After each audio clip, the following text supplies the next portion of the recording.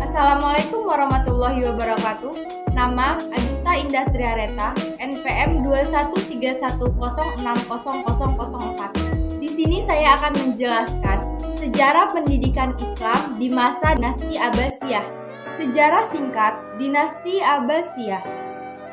Dinasti Abbasiyah berkuasa selama 5 abad, yaitu tahun 132 sampai 656 atau 750 sampai 1258 Masehi, menggantikan Daulah Umayyah yang telah berkuasa selama 92 tahun atau 40 sampai 132 Hijriah atau 660 sampai 750 Masehi.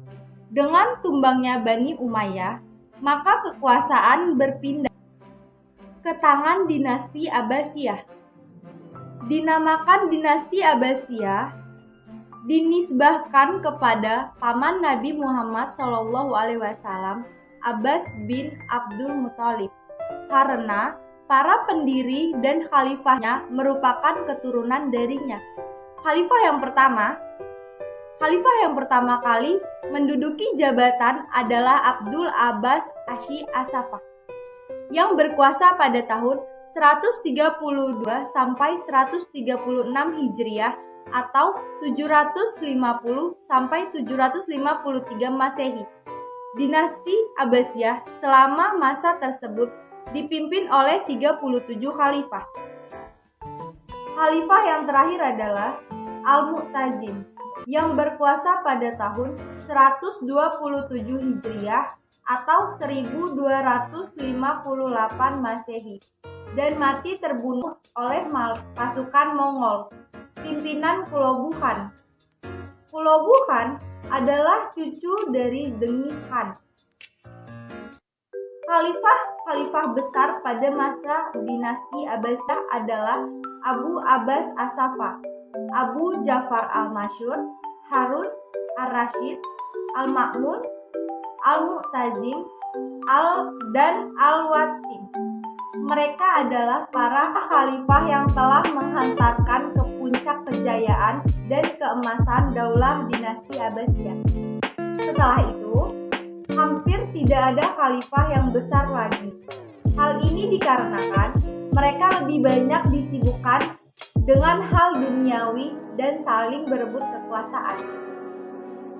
Selama berkuasa, dinasti Abbasiyah ini mengalami masa kejayaannya, mulai dari berdirinya hingga sampai pada masa pemerintahan Khalifah Al-Wasiq Billah pada tahun 232 Hijriah atau 879 Masehi. Masa tersebut merupakan masa yang gemilang. Bahkan dapat dikatakan masa ini adalah masa keemasan dan kejayaan dalam umat Islam. Hampir di segala bidang, terutama bidang keilmuan dan menjadi pusat peradaban dunia. Nah, dalam aktivitas ini, pemerintahan ini, dinasti Abbasiyah mengambil pusat kegiatan di kota Baghdad dan sekaligus dijadikan sebagai ibu kota negara. Dari sinilah segala kegiatan baik politik, sosial, dan kota Baghdad pun dijadikan sebagai kota pintu terbuka. Artinya, siapapun boleh memasuki dan tinggal di kota tersebut.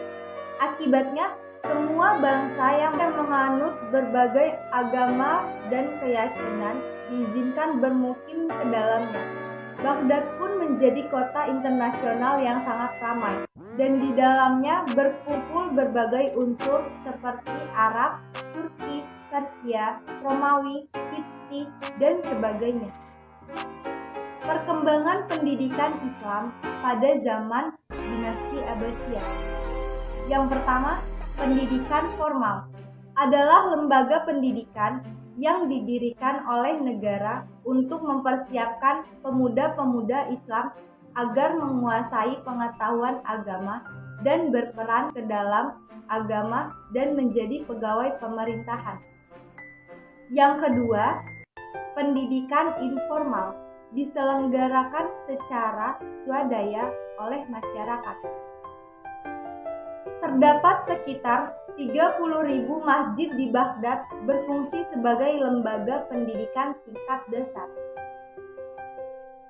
Adapun metode pembelajarannya yaitu lisan, hafalan, tulisan berupa dikte, ceramah, qiraah, dan diskusi.